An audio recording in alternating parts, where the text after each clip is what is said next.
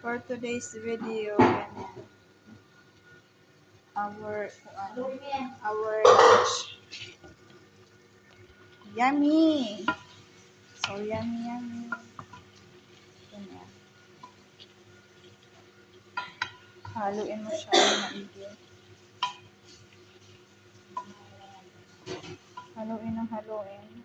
Ganyan. Para sumarap. Ganyan. Ganyan ang tamang paghalo. Dapat ganyan. Ganyan. Ganyan ang proper na paghalo pag nagluluto. Diba? So, ngayon, ang gagawin natin ngayon, tatakpan natin.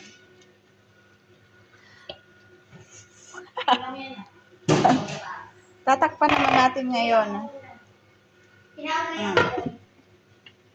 Join?